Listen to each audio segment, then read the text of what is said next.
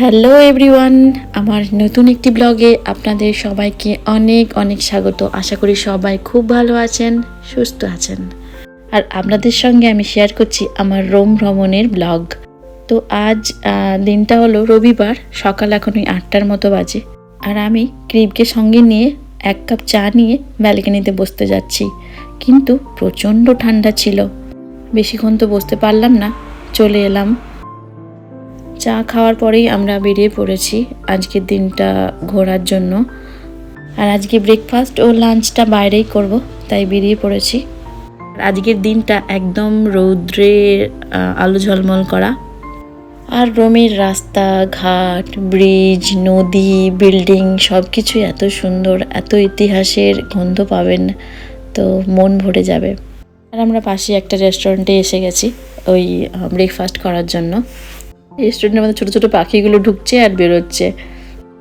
আর ব্রেকফাস্টে আমরা নিয়েছিলাম ওই ব্লাড অরেঞ্জ জুস আর পোট্যাটো পানজা রুটি। এই ব্লাড অরেঞ্জ জুসটা আমি প্রথম ইটালিতেই খেয়েছি। এটা একদমই অরেঞ্জ জুসের মতোই খেতে, আর এটা একদমই শীতকালে পাওয়া যায় যখন রাত্রের টেম্পারেচার অনেকটাই লো থাকে। আর এটি ইটালিতে আর নর্থ স্পেনেই বেশি পাওয়া যায়। আর এটা পোট্যাটো প্রানজা রুটি, এটা অনেকটা আমাদের ওখানকার পোট্যাটো কাটলেটের মতো, কিন্তু এখানে সঙ্গে চিজও দেওয়া আছে আর আলুতে কোনো মশলা নেই। সুব্রত নিয়েছিল সঙ্গে কফি। চলুন আমরা ব্রেকফাস্ট সেরে যাই এই ক্যাসেলের দিকে। এই ক্যাসেলটির নাম হলো ক্যাসেল সান্তাঞ্জেলিও। এটি সুন্দর বয়ে চলা টারবাইন নদীর তীরে অবস্থিত। আর এই ক্যাসেলটি আগে রাজা হার্ডিয়ানের সমাধি নামে পরিচিত ছিল। তারপরে এটিকে কারাগার হিসাবে ব্যবহার করা হয়েছিল। তারপরে শহরের প্রতিরক্ষার জন্য একটি দুর্গে রূপান্তরিত হয়েছিল। আর আমার তো সবথেকে ভালো লেগেছিল এই ব্রিজের দুই পাশে এই রোমান শিল্পকলা, দেখুন দুর্দান্ত। আর এই ক্যাসেলের ওপরে একটি অ্যাঞ্জেলের মূর্তিও দেখতে পাওয়া যায় এবং আশেপাশের ব্রিজগুলিতেও তাই। আর এইসব মূর্তির সাথে এই কেল্লা বা দুর্গকে নিয়ে অনেক পৌরাণিক কাহিনী ওতপ্রোতভাবে জড়িত রয়েছে। আর এই পুরনো ব্রিজটি সরাসরি কেল্লার দিকে যায়, আর কেল্লার ওপর থেকে ওই দেবতার মূর্তি সহ শহরের পুরো প্যানোরামিক ভিউ দেখা যায়। তো আমরা আর কেল্লার ভেতরে গেলাম না, আমরা এখন যাচ্ছি পিয়াজা নাভোনা বলে একটি জায়গায়। এখান থেকে প্রায় 10 মিনিটের মতো হবে হেঁটে। তো চলুন তাহলে। আর এই যে এসে গেছি পিয়াজা নাভোনা। এটি রোমের সবথেকে সুন্দর স্কোয়ারগুলির মধ্যে একটি। এখানে অনেকগুলি সুন্দর সুন্দর ফাউন্টেন রয়েছে। এটি ছিল প্রাচীন রোমের একটি স্টেডিয়াম, দেখতে ডিম্বাকৃতির মতো। এটি আগে স্টেডিয়াম অফ ডোমিশিয়ান নামে পরিচিত ছিল। আর এটি গ্রিক অ্যাথলেটিক গেম পরিবেশন করার জন্য ডোমিশিয়ান দ্বারা নির্মিত করা হয়েছিল। আর এখানে ক্রিব খেলতে শুরু করেছে চার্লি চ্যাপলিনের সাথে।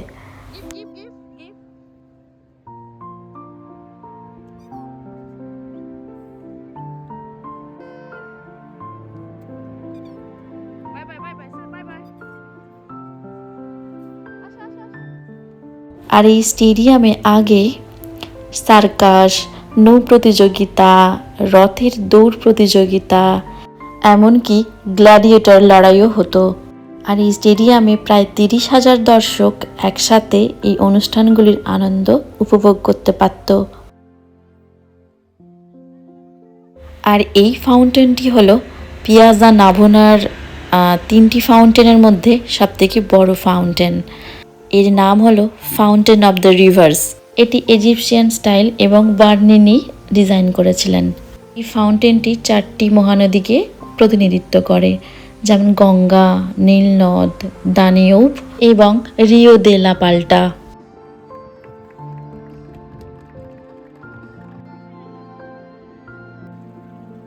আর এটি ফাউন্টেন অব দ্য মুর নামে পরিচিত। আর এখন ঘড়িতে প্রায় ওই 12টা-1টার মতো বাজে। তো আমরা লাঞ্চ করার জন্য একটি পিৎজা শপে এসেছি। মিলানে প্রায় সময় আমরা পিৎজা খেয়ে থাকি, তবুও রোমে এসে পিৎজা খাবো না সেটা হয় না। ক্রিবের জন্য আমরা মার্গারিটাই নিয়েছিলাম। আমরা এখানকার কিছু রোমান স্টাইল পিৎজা কিনেছিলাম, যেটাতে টুনা ফিশ রয়েছে, মাশরুম রয়েছে। আর পিৎজাটি বসে খাওয়ার সময় আমাদের ছিল না, তাই খেতে খেতেই হাঁটছিলাম। আর এখানে দেখুন একটা সুন্দর বাজার বসেছে। এই জায়গাটির নাম হলো ক্যাম্পিও দে ফিওরি। এটি অনেক দিনের পুরনো বাজার হিসাবে পরিচিত। এখানে অনেক ধরনের পুরনো জিনিসপত্র বিক্রি হচ্ছিল। আর এই বাজারের মধ্যে রয়েছে দার্শনিক জিওরদানো ব্রুনোর মূর্তি। শোনা যায় নাকি ওনাকে ধর্মদ্রোহিতার অভিযোগে এখানে পুড়িয়ে মারার নির্দেশ দেওয়া হয়েছিল। 1889 সালে ওনার সম্মানে এই মূর্তি স্থাপন করা হয়েছিল। তো চলুন তাহলে এবার আপনাদেরকে নিয়ে যাই প্যান্থিয়নের দিকে।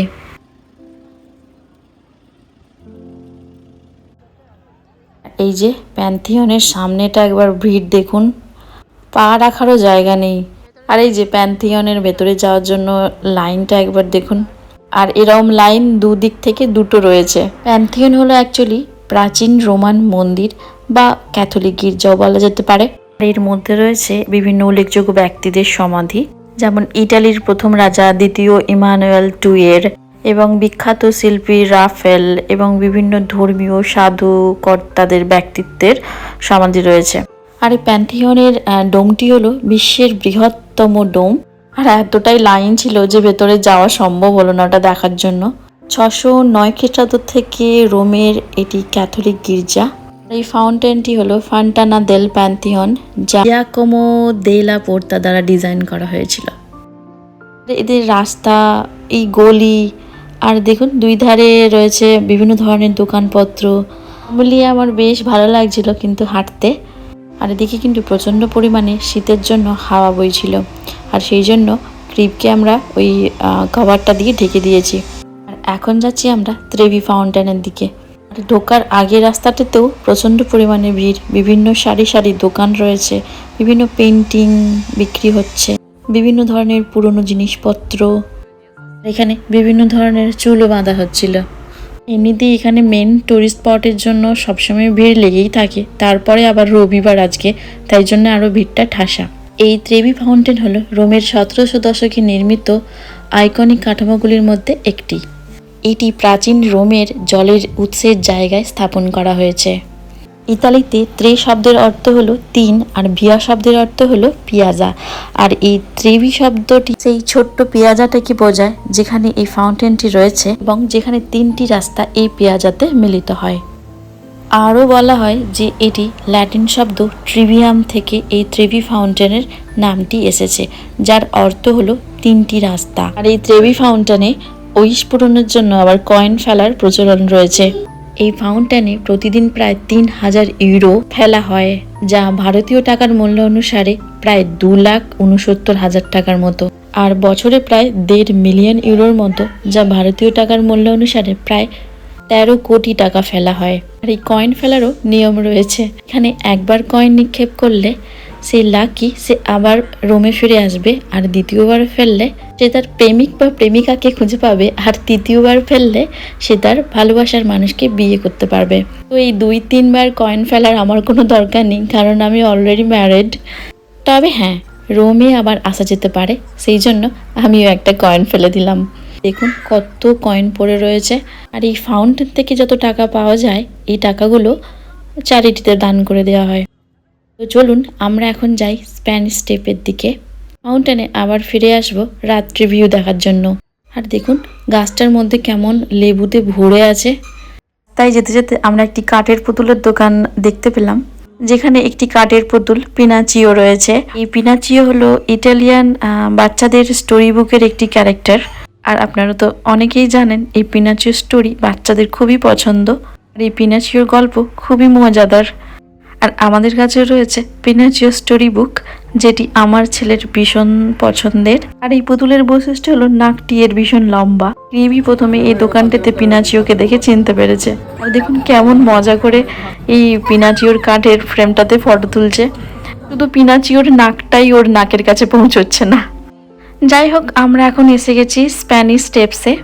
রোমের সর্বত্রই আপনি ফাউন্টেন দেখতে পাবেন। আর এই রোমে প্রায় 2000-এরও বেশি ফাউন্টেন রয়েছে, যা বিশ্বের অন্যান্য যে কোনো শহরের থেকে বেশি।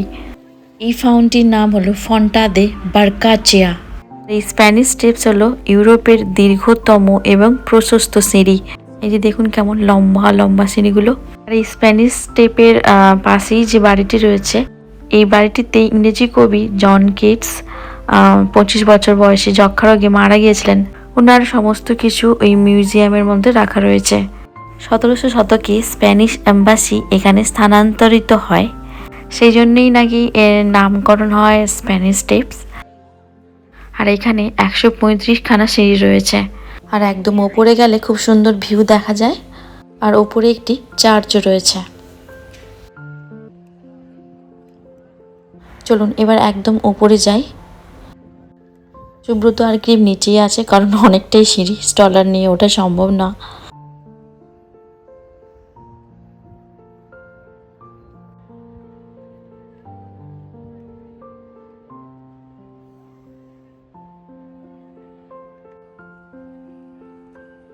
আর এই যে এখানে রয়েছে চার্চ, আমি চার্চের ভেতরে আর যাচ্ছি না। আর ওপর থেকে শহরের একদম সুন্দর ভিউ দেখা যাচ্ছে।